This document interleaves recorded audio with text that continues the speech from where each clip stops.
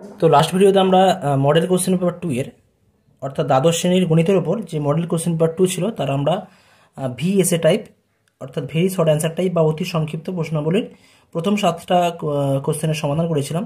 তো আজকের ভিডিওতে আমরা মডেল কোশ্চেন পেপার 2 এর দ্বাদশ শ্রেণীর গণিতের উপর তোমাদের ভিএসএ টাইপ বাকি যে 7টা প্রবলেম ছিল সেই সমস্ত প্রশ্নের সমাধান করা হবে। ওকে, তো যাই হোক শুরু করা যাক আজকের ভিএসএ টাইপ প্রশ্নের সমাধান।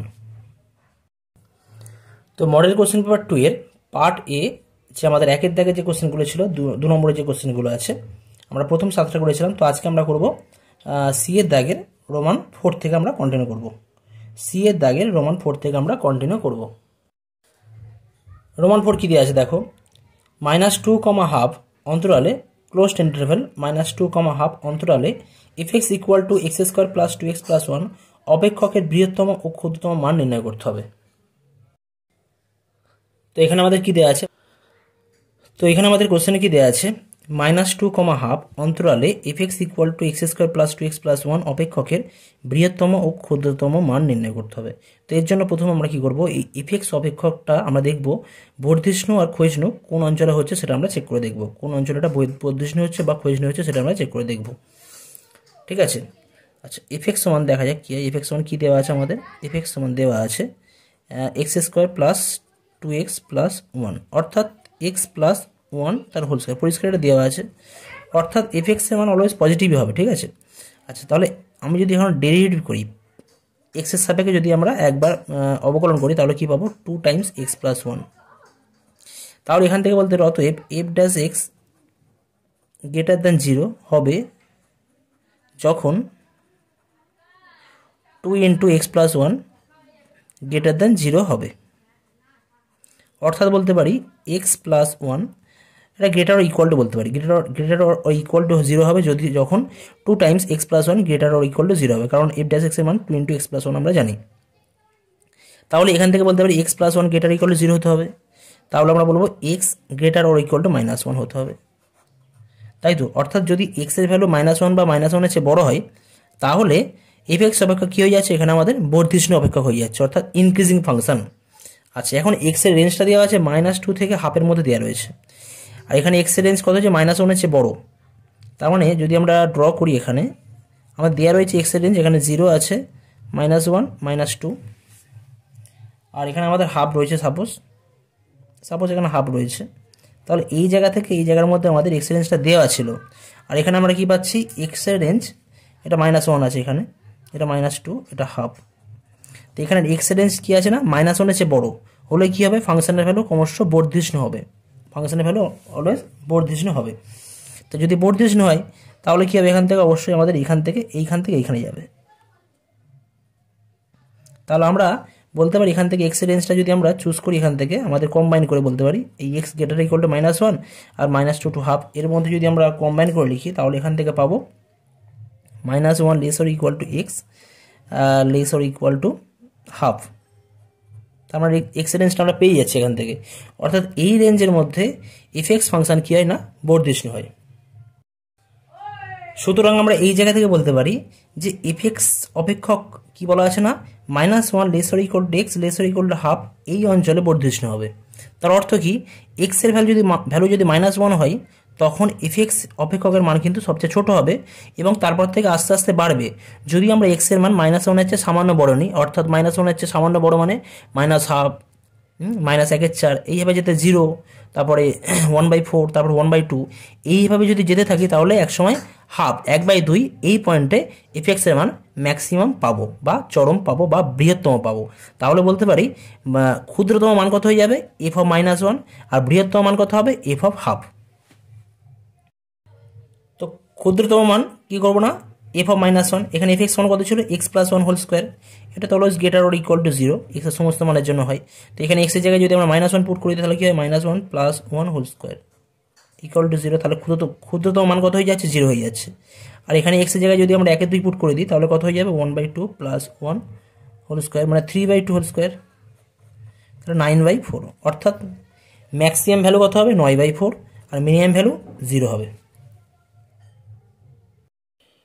তো এখানে একটা বিষয় কি বলেছি আমরা, এফএক্স অপেক্ষক -1 -1 laser equal to x laser equal to half এই অন্তরালে বর্ধিষ্ণু হচ্ছে। সেই ক্ষেত্রে আমরা বলতে পারি -1 laser equal to x laser equal to half বা -1, হাফ এই অন্তরালে এই এফএক্স অপেক্ষকের ক্ষুদ্রতম মান কত হয়ে যাচ্ছে 0 এবং বৃহত্তম মান কত হয়ে যাচ্ছে 9/4 বা 9/4। এটা কোন অন্তরালে না -1, হাফ -1, হাফ অন্তরালে এফএক্স অপেক্ষকের ক্ষুদ্রতম মান হচ্ছে -0 এবং বৃহত্তম মান 9/4। কিন্তু আমাদের কোশ্চেনে বলা আছে যে -2, হাফ এই অন্তরালে। তাহলে আমরা এখন দেখে নেব যে এই -2, -1 অন্তরালে এফএক্স অপেক্ষকের ক্ষুদ্রতম এবং বৃহত্তম মান কত হচ্ছে সেটা আমরা যাচাই করে নেব। সেই হিসেবে আমরা বলতে পারি সুতরাং -1, হাফ অন্তরালে এফএক্স এর ক্ষুদ্রতম মান 0 এবং বৃহত্তম মান 9/4। নেক্সট আমরা কি করব, আবার আমরা চেক করব কোন অন্তরালে এফএক্স অপেক্ষক ক্ষয়িষ্ণু হচ্ছে বা ডিক্রিজিং হচ্ছে। কি বলবো, F dash x laser equal to 0 হবে যখন আগের মতনই এফ ড্যাশ এক্স সমান 2 × x + 1 ছিল। এখন দেখবো কোন অঞ্চলে এটা ক্ষয়িষ্ণু হচ্ছে বা ডিক্রিজিং করছে। তো এখান থেকে পাচ্ছি এক্স লেসার ইকুয়াল টু -1 হলে হবে। আবার আমাদের দেওয়া আছে কি, অর্থাৎ F dash x laser equal to 0 হচ্ছে যদি এক্স লেসার ইকুয়াল টু -1। আবার আমাদের প্রথমে দেওয়া ছিল আমাদের যে মেন যে ইন্টারভাল দেওয়া ছিল -2 থেকে হাফ। তো এখানে এক্স এর ভ্যালু -1 থেকে ছোটো, -1 থেকে ছোটো মানে -1 থেকে -2 এর মধ্যে হতে হবে। মানে আগেরটার সাথে এখন যদি আমরা কমন অঞ্চল আমরা দেখি তাহলে আমরা বলতে পারি -2 laser equal to x laser equal to -1। অর্থাৎ এই অন্তরালে F dash x laser equal to 0 অর্থাৎ এফএক্স অপেক্ষক ক্ষয়িষ্ণু হবে। ক্ষয়িষ্ণু মানে কি, ডিক্রিজ করবে অর্থাৎ মানটা ক্রমশ কমবে, অর্থাৎ -2 ভ্যালু সবচেয়ে বেশি হবে, তারপর আস্তে আস্তে কমতে -1 সবচেয়ে কম হবে। ক্ষয়িষ্ণু মানে ডিক্রিজ করা, অর্থাৎ -2 সবচেয়ে বড় এবং -1 সবচেয়ে ছোট। ক্ষয়িষ্ণু মানে ডিক্রিজ করবে, -2 সবচেয়ে বড় এবং -1 সবচেয়ে ছোট। তাহলে আমরা বলতে পারি যে -2, -1 এই অন্তরালে এফএক্সের ম্যাক্সিমাম ভ্যালু বা চরম মান হবে f(-2) এবং আমাদের মিনিমাম বা ক্ষুদ্রতম মান হবে f(-1). সুতরাং এই জায়গাতে আমরা বলতে পারি -2, -1 এই অন্তরালে এফএক্সের বৃহত্তম মান কত হবে f(-2) আর এফএক্স কত ছিল, এফএক্স ছিল আমাদের x + 1 হোল স্কোয়ার। তাহলে এখানে -2 বসালে -2 + 1 হোল স্কোয়ার অর্থাৎ -1 হোল স্কোয়ার মানে এখান থেকে পাবো 1 পাবো। আর ক্ষুদ্রতম মান কত হয়ে যাবে f(-1) এখানে 0 পাচ্ছি। অর্থাৎ দেখতে পাচ্ছি f(-2) ভ্যালু 1 ম্যাক্সিমাম ছিল, তারপরে f(-1) 0 মিনিমাম হলো, আবার f(-1/2) আবার ম্যাক্সিমাম হচ্ছে। এই অঞ্চলে আমাদের মিনিমাম ছিল, আমাদের ক্ষয়িষ্ণু ছিল, এখানে আমাদের বর্ধিষ্ণু ছিল বা ইনক্রিজিং ছিল। তো তাহলে আমরা দেখতে পাচ্ছি -2, -1 এই অন্তরালে বৃহত্তম মান 1 হচ্ছে আর ক্ষুদ্রতম মান 0 হয়ে যাচ্ছে। এরপর আমরা ওভারঅল অর্থাৎ -2 থেকে হাফের মধ্যে ওভারঅল দিক থেকে দেখলে আমরা কি বলবো, এফএক্সের ম্যাক্সিমাম ভ্যালু কত হয়ে যাচ্ছে না f(-1/2) বলবো 9/4 এবং মিনিমাম ভ্যালু কত হবে, মিনিমাম ভ্যালু হবে 0। কারণ এখানে আমাদের মানগুলো কত পাচ্ছি, একবার 1 পাচ্ছি, 0 পাচ্ছি, 9/4 পাচ্ছি, 0 পাচ্ছি, এদের মধ্যে ম্যাক্সিমাম ভ্যালু 9/4 হয়ে যাচ্ছে। তাহলে আমরা বলতে পারি -2, হাফ এই অন্তরালে এফএক্সের আমাদের বৃহত্তম মান হবে 9/4 এবং ক্ষুদ্রতম মান হবে 0। তাহলে আমরা কমপ্লিট অ্যান্সার লিখতে পারি, কি বলবো না, -2, হাফ অন্তরালে এফএক্সের বৃহত্তম মান হবে 9/4 এবং ক্ষুদ্রতম মান হবে f(-1) = 0। এটাই হয়ে যাচ্ছে আমাদের কমপ্লিট অ্যান্সার। নেক্সট আসবো আমরা কোশ্চেন নাম্বার রোমান 5। কি দেওয়া আছে এখানে, মান নির্ণয় করতে হবে limit of x tends to 0 sin inverse 2x/x। এখানে কি দেওয়া আছে আমাদের, limit of x tends to 0 sin inverse 2x/x এর মান নির্ণয় করতে হবে। তো আমরা কি করে প্রথমে পুট করে নেব, ধরি sin ইনভার্স 2x = z। তাহলে তোমাদের ত্রিকোণমিতিক বিপরীতবৃত্তীয় অপেক্ষক যে ছিল সেইখান থেকে আমাদের ফর্মুলার সাহায্যে বলতে পারি 2x = হয়ে যাবে sin z, রাইট। তাহলে x = হয়ে যাচ্ছে হাফ অফ sin z। আচ্ছা, এখানে একটা বিষয় দেখে নিই, x টেন্ডস টু 0 হলে অর্থাৎ x এর ভ্যালু যদি 0 হয় তাহলে কত হবে, sin 2x 0 হয়ে যাবে, তার মানে sin ইনভার্স 0। আর sin ইনভার্স 0 মানে কত হয়ে যায়, sin ইনভার্স 0 মানে কিন্তু আমাদের এটা 0 হয়, ঠিক আছে। sin ইনভার্স 0 মানে 0, কারণ sin 0 ডিগ্রি 0 হয়। তো সেক্ষেত্রে হলে z টেন্ডস টু 0 হবে, রাইট। তাহলে এখন যদি আমরা এখানে ভ্যালুগুলো পুট করি তাহলে কী পাবো, limit of Z tends to zero, sine inverse to X মানে জেড পুট করেছিলাম, আর এক্স মানে কি পেয়েছি half of sine Z, half of sine Z. তাহলে দুইটাকে আমরা উপরে তুলে দিচ্ছি বা বাইরে বার করে রাখছি, two limit of Z tends to zero z by sine z. আর এর ভ্যালু তোমরা জানো, z by sine z limit of, এটাকে তোমরা এইভাবে লিখতে পারো, 2 × 1 by limit of Z tends to zero sine z by z. আর এটা তোমরা ক্লাস 11-এ তোমাদের যে সন্ততা চ্যাপ্টার ছিল বা লিমিট চ্যাপ্টার ছিল, সেখানে তোমরা জেনেছো যে limit of X tends to zero sine X by এক্সের ভ্যালু অলওয়েজ 1 হয়ে যায়। তো সেখান থেকে আমরা বলতে পারি 2 × 1/1 এর ভ্যালু 1 হবে, ইকুয়াল টু 2। তাহলে আমাদের অ্যান্সার কত হয়ে যাচ্ছে, 2 অ্যান্সার হয়ে যাচ্ছে। নেক্সট আসছে আমরা কোশ্চেন নাম্বার রোমান 6। রোমান 6 কি দেওয়া আছে দেখো, a, b বিন্দুতে y = sin x বক্ররেখার স্পর্শক 2y = x সরলরেখার সঙ্গে সমান্তরাল, a > 0 হলে b এর মান কত হবে নির্ণয় করতে হবে। এখানে কোশ্চেনে কি দেওয়া আছে আমাদের, a, b বিন্দুতে y = sin x বক্ররেখার স্পর্শক 2y = x সরলরেখার সঙ্গে সমান্তরাল সেটা বলে দেওয়া রয়েছে। আর যদি a পজিটিভ হয় তাহলে b এর মান কত হবে নির্ণয় করতে হবে। তার মানে কি আমরা কি করব, প্রথমে এই যে বক্ররেখা এই বক্রের আমরা প্রবণতা নির্ণয় করব, প্রবণতা। আর এই সরলরেখার প্রবণতা বার করতে পারবে তোমরা y = mx + c আকারে সাজালে, যেহেতু সমান্তরাল তাহলে দুটো সরলরেখার বক্ররেখার প্রবণতা আর এর প্রবণতা দুটো ইকুয়াল হয়ে যাবে, সেক্ষেত্রে স্পর্শকের প্রবণতা আর কি। যাই হোক, y = কি দেওয়া ছিল sin x, তাহলে যদি আমরা x এর সাপেক্ষে ডেরিভেটিভ করি তাহলে কি পাবো, dy dx ইকুয়াল টু কত হয়ে যাবে, cos x হয়ে যাবে। তাহলে dy dx at a, b,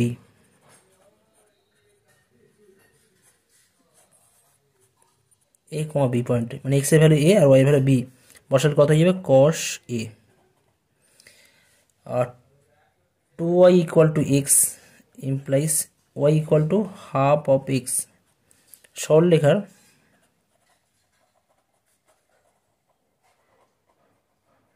প্রবণতার মান কত, সরলরেখার প্রবণতার মান হয় হাফ, কারণ কোনো সরলরেখা y = mx + c আকারে সাজালে, এটা যদি y = mx + c আকারে সাজাই তাহলে m কত হয়ে যাবে, হাফ, সেই জায়গা থেকে বলতে পারছি। তাহলে প্রবণতা কত হয়ে যাচ্ছে, হাফ। এখন যেহেতু সমান্তরাল বলে দেওয়া রয়েছে তাহলে কি হয়ে যাবে, অতএব প্রশ্নানুসারে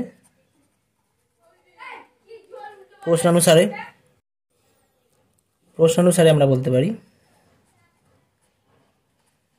যেহেতু এত বক্ররেখার স্পর্শক এত সরলরেখার সঙ্গে সমান্তরাল, তাহলে স্পর্শকের প্রবণতা আর এই সরলরেখার প্রবণতা কী হবে, পরস্পর ইকুয়াল হবে।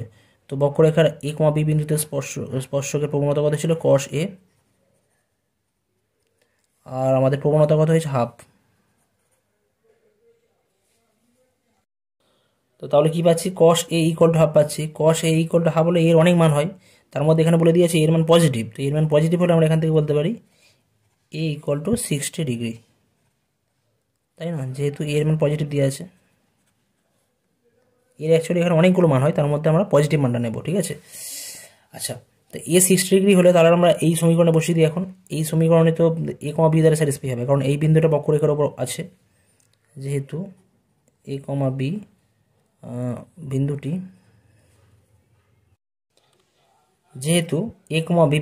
y = sin x বক্ররেখার উপর অবস্থিত, অতএব বলতে পারি আমরা b = sin a। তাহলে b = কত হয়ে যাবে, sin 60 ডিগ্রি।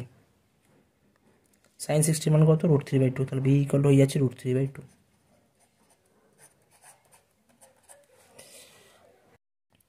নেক্সট আমরা আসছি ডি এর দাগে রোমান 1। ডি এর দাগে রোমান 1 কি দিয়ে আছে, 1 - x/3 = 7y - 14/2 λ = 5z - 10/11 এবং 7 - 7x/3 λ = y - 5/1 = 6 - z/5। রেখা দুটির পরস্পর লম্ব হলে ল্যামডার মান কত হবে।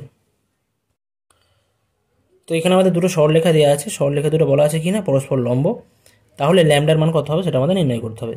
তো সরলরেখার দুটো সমীকরণ আমরা লিখে নিয়েছি। তো এই সমীকরণগুলোকে আমরা সুন্দরভাবে সাজিয়ে নেবো, যাতে করে আমরা খুব সহজে এদের দিক অনুপাতগুলো আমরা নির্ণয় করতে পারি। তার জন্য আমরা কী করবো, এটাকে আমরা লিখবো x - 1/-3, কারণ ওখানে তোমাদের সরলরেখার সমীকরণ ছিল, তোমাদের যে ফর্মুলা ছিল সেখানে ছিল x - a/λ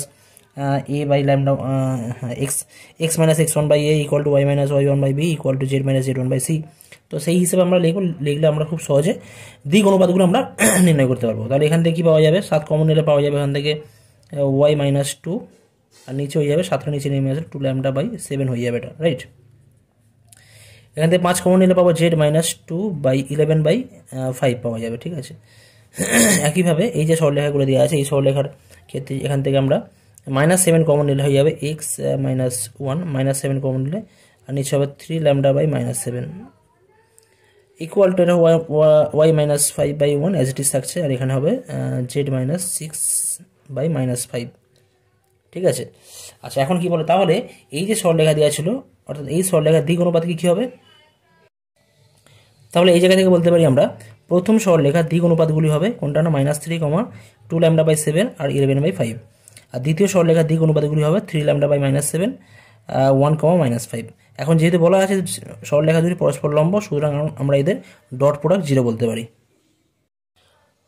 ডট প্রোডাক্ট করলে কী হবে, a1 a2, a1 কত আছে -3, a2 কত আছে 3λ/-7 প্লাস b1 b2, b1 কত আছে 2λ/7, b2 কত আছে 1 আছে, c1 কত আছে 11/5 আর c2 কত আছে -5 ইকুয়াল টু 0 হবে। তাহলে এই জায়গা থেকে মাইনাস প্লাস 3 থেকে 9λ/7 পাচ্ছি, এখান থেকে আমরা পাবো 2λ/7, আর এখান থেকে আমরা পাচ্ছি 5 কেটে গেলে -11 ইকুয়াল টু 0। তাহলে এখান থেকে হয়ে যাচ্ছে 9λ প্লাস 2λ করলে আমরা 11λ/7 ইকুয়াল টু 11, তাহলে ওখান থেকে পেয়ে যাবো আমরা ল্যামডা ইকুয়াল টু 7, অর্থাৎ ল্যামডার মান যদি 7 হয়ে যায় তাহলে বলবো প্রদত্ত সরলরেখাদ্বয় পরস্পর লম্ব হবে। নেক্সট আসছি ডি এর দাগের রোমান 2। ডি এর দাগের রোমান 2 কী দেওয়া আছে দেখো, মূল বিন্দু থেকে 2x - y plus 2z plus 1 equal to 0, তলটির দূরত্ব কত হবে নির্ণয় করতে হবে। তো এখানে কোশ্চেনে কী দেওয়া আছে, মূল বিন্দু অর্থাৎ 0,0,0 থেকে 2x - y plus 2z plus 1 equal to 0, তলটির দূরত্ব। এখানে তলটির দূরত্ব বলতে গেলে কিন্তু লম্ব দূরত্ব আমরা বুঝবো, কিছু বলে না দেওয়া থাকলে এখানে কিন্তু আমরা লম্ব দূরত্ব হিসেবে আমরা ট্রিট করব। তো লম্ব দূরত্বের ফর্মুলা কী হয়, আমরা জানি a1 b1 a b c কোনো একটা বিন্দু হলে বা x1 y1 z1 যদি কোনো বিন্দু হয় আর সরলরেখার সমীকরণ যদি এরকম দেওয়া থাকে ax plus by plus cz plus some constant d দেওয়া থাকে, তাহলে আমাদের লম্ব দূরত্ব হয়ে যায় ax1 plus by1 plus cz1 by root over of a square plus b square plus c square, আর আমাদের পাশের সাইডের মধ্যে মড থাকে, যেহেতু এখানে দূরত্বের কথা বলা হয়েছে। তাহলে দূরত্বের কি 2 × 0, x এর জায়গায় 0 পুট করবো, মাইনাস ওয়াই এর জায়গায় 0 পুট করবো, প্লাস জেড এর জায়গায় আমরা 0 পুট করবো, প্লাস 1 অ্যাজ ইট ইজ থাকবে, মড ভ্যালু হয়ে গেল। নিচে রুট ওভার অফ কত করবো না আমরা, x এর কোএফিসিয়েন্ট কত 2, তাহলে 2 স্কোয়ার করতে হবে, ওয়াই এর কোএফিসিয়েন্ট কত -1 আর জেড এর কোএফিসিয়েন্ট 2, তাহলে 2 স্কোয়ার করতে হবে, করলে এখান থেকে হয়ে যাবে 2, এটা হয়ে যাবে আমাদের 0 হয়ে যাচ্ছে, তাই জাস্ট 1 পড়ে থাকবে উপরে, আর নিচে পড়ে থাকবে √9 ইকুয়াল টু 1/3 এত একক। তাহলে এখানে লম্ব দূরত্ব হয়ে যাবে 1/3 একক। নেক্সট আসছি আমরা এর দাগের রোমান 1 কী দেওয়া আছে, দুটি মুদ্রা একত্রে টস করা হলো, যদি জানা যায় যে অন্তত একটি মুদ্রায় হেড পাওয়া গেছে তবে দুটি হেড পড়ার সম্ভাবনা কত আমাদের নির্ণয় করতে হবে। তো এখানে দুটি মুদ্রা টস করার কথা বলা হচ্ছে, তো সেই হিসেবে দুটি মুদ্রা একত্রে টস করার নমুনা দেশ যদি এস হয়, তাহলে এই এস নমুনা দেশে কতগুলো নমুনা বিন্দু থাকবে, 4টি নমুনা বিন্দু থাকবে, একটা হেড টেল হেড এবং টেল থাকবে, অর্থাৎ নমুনা দেশে নমুনা বিন্দুর সংখ্যা হয়ে যাবে কত না 4। নেক্সট আমাদের কী বলা আছে, যে জানা আছে যে অন্তত একটি মুদ্রায় হেড পাওয়া যাবে, অন্তত একটি মুদ্রায় হেড পাওয়া, এই কথার অর্থ কি, একটা তো হেড পড়তে পারে আবার দুটোতে হেড পড়তে পারে, এরকম আমাদের নমুনা বিন্দু কতগুলো আছে সেটা আমাদের জানতে হবে। ধরে নিচ্ছি আমরা ধরি এ দ্বারা অন্তত একটি মুদ্রায় হেড পাওয়ার ঘটনা সূচিত হয়, একটি মুদ্রায় অন্তত বলা আছে, অন্তত বলতে গেলে একটিতে পড়তে পারে দুটি দিয়ে পড়তে পারে, তাহলে এই ঘটনার অন্তর্ভুক্ত নমুনা বিন্দুগুলো কী কী হয়ে যাবে, হেড হতে পারে, অন্তত মানে কি দুটোতে হতে পারে, একটাতেও হতে পারে অথবা দুটোতে হতে পারে, হেড হবে, হেড টেল হবে আর কি টেল হেড হবে। তাহলে এন অফ এ অর্থাৎ এই ঘটনার অন্তর্ভুক্ত নমুনা বিন্দুর সংখ্যা কত হয়ে যাবে, 3 হয়ে যাবে, ঠিক আছে। তাহলে এখান থেকে আমরা বলতে পারি প্রবাবিলিটি অফ এ কত হয়ে যাবে, প্রবাবিলিটি অফ এ হয়ে যাচ্ছে আমাদের 3 বাই মানে N of A by N of S, n of A করলে 3 আর এন অফ এস করলে 4 পাবো, 3/4। নেক্সট ধরে নিচ্ছি আমরা বি দ্বারা দুটি হেড পাওয়ার ঘটনা সূচিত হয়। তাহলে বি ঘটনার অন্তর্ভুক্ত নমুনা বিন্দু কী কী হবে? বি ঘটনার মধ্যে দুটি হেড, তাহলে শুধুমাত্র হেড কমা হেড পড়বে এটা। তাহলে এন অফ বি কত হয়ে যাচ্ছে এখানে? এন অফ বি হবে এখানে 1। অতএব প্রবাবিলিটি অফ বি অর্থাৎ নমুনা আমাদের দুটির মধ্যে আগে টস করলে দুটি হেড পাওয়ার ঘটনা প্রবাবিলিটি হয়ে যাবে। Probability of B equal to হয়ে যাচ্ছে 1/4, মানে N of B by N of S করলে আমরা 1/4 পাবো। এখন আমরা চেক করে দেখছি এ ইন্টারসেকশন বি কী পাচ্ছি। এ ইন্টারসেকশন বি এর মধ্যে কী পাবো? এ ইন্টারসেকশন বি এর মধ্যে একটি মাত্র কমন পয়েন্ট পাওয়া যাচ্ছে, জাস্ট হেড কমা হেড, এটাই পাচ্ছি আমরা, হেড পাচ্ছি। অর্থাৎ N of A intersection B equal to হয়ে যাবে 1। তাহলে আমরা বলতে পারি probability of A intersection B equal to 1/4। তাহলে আমরা কি বলতে পারি? যদি জানা যায় যে অন্তত একটি মুদ্রায় হেড পাওয়া গেছে, তবে দুটি হেড পাওয়ার সম্ভাবনা হবে probability of B conditional to A, মানে শর্তযুক্ত যে প্রবাবিলিটি আছে সেটা আমরা এখানে অ্যাপ্লাই করছি। এই ঘটনার পরিপ্রেক্ষিতে আমরা বি ঘটনার সম্ভাবনা বার করছি। এটা ইকুয়াল টু কী হয়? Equal to probability of B intersection A divide by probability of এ।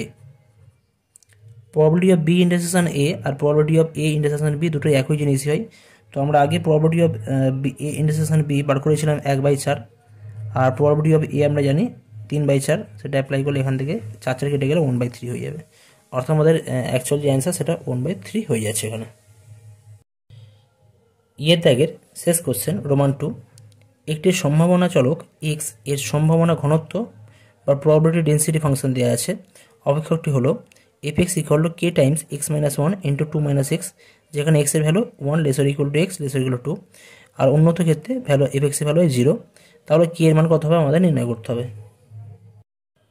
তো এখানে আমাদের প্রবাবিলিটি ডেন্সিটি ফাংশন বা সম্ভাবনা ঘনত্ব অপেক্ষক দেওয়া রয়েছে এফ এক্স সমান k into x minus 1 into 2 minus x, যেখানে এক্সের ভ্যালু 1 থেকে 2 এর মধ্যে, আর এক্সের অন্যান্য ভ্যালু হলে তাহলে তখন ভ্যালু হবে এফ এক্সের ভ্যালু 0 হবে। তো যেহেতু বলা আছে এটা প্রবাবিলিটি ডেন্সিটি ফাংশন, যেহেতু F x is probability density function is সম্ভাবনা ঘনত্ব অপেক্ষক, এফ এক্স হলো সম্ভাবনা ঘনত্ব অপেক্ষক বা প্রবাবিলিটি ডেন্সিটি ফাংশন। তবে সংজ্ঞার সাহায্যে আমরা কী বলতে পারি? Integration of F X from minus infinity to infinity D X, এর ভ্যালু কত হয়ে যাবে? এর ভ্যালু হবে 1। যদি এফ এক্স কোনো প্রবাবিলিটি ডেন্সিটি ফাংশন হয়, তাহলে মাইনাস ইনফিনিটি থেকে ইনফিনিটির মধ্যে যদি ইন্টিগ্রেশন করা হয়, তাহলে এর ভ্যালু কত হয়? 1 হয়ে যায়। ইকুয়াল টু কী লিখতে পারি? মাইনাস ইনফিনিটি টু 1 লিখতে পারি F X D X plus, just আমরা এটাকে ব্রেক করে লিখছি 1 to 2 F X D X plus 2 to infinity F X D X equal to 1 হবে। ঠিক আছে। আচ্ছা, এখন এই দুটোর ভ্যালু মাইনাস ইনফিনিটি থেকে 1, অন্যত্র হলে 0 দেওয়া আছে। এক্সের ভ্যালু 1 থেকে 2 এর মধ্যে হয় শুধুমাত্র k into x minus 1 into 2 minus x, তাহলে আমরা এখানে এফ এক্সের মানটা k into x minus 1 into 2 minus x আমরা ইউজ করতে পারি। আর এই দুটো জায়গা কত হয়ে যাবে? 0 হয়ে যাবে। তাহলে এটা 0 হয়ে যাচ্ছে টোটাল। এটা আমরা 1 to 2 এফ এক্সের ভ্যালু আছে k into x minus 1 into 2 minus x d x use করতে পারি, প্লাস 0 ইকুয়াল টু 1। তাহলে এখান থেকে আমরা কি পাবো? কেটা আমরা বাইরে রাখছি 1 to 2। আচ্ছা, এখানে যদি আমরা একটা ভেঙে লিখি, ভেঙে লিখলে হবে 2x, এটা পাবো আমরা 2x প্লাস এক্স, মানে এটা 3x হবে একটা, আর এটা মাইনাস 2 পাওয়া যাবে, এটা মাইনাস এক্স স্কোয়ার হবে, ডিএক্স ইকুয়াল টু 1। তাহলে কে কমন নিলে আমরা এখান থেকে পাবো 3x square by 2 minus 2x minus X cube by 3, আর 1 to 2 ইকুয়াল টু 1।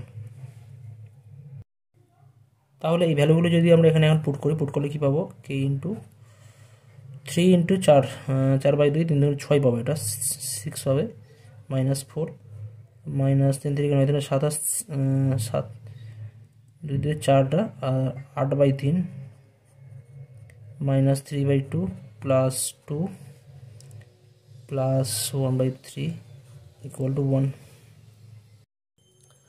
তো এখন যদি আমরা এখান থেকে সিম্পল ক্যালকুলেশন করি, তাহলে এখান থেকে তোমরা দেখতে পাবে 4 - 3/2 -7/3 এই -8/3 আর 1/3 ক্যালকুলেশন করলে আমরা -7/3 পাবো। তো সেখান থেকে আমরা বলতে পারি k into 24 - 9 - 14/6 equal to 1। k into 1/6 equal to 1, তাহলে k এর ভ্যালু হয়ে যাচ্ছে 1/6, k এর ভ্যালু হচ্ছে 6। ওকে, এটাই হয়ে যাচ্ছে আমাদের কমপ্লিট অ্যান্সার।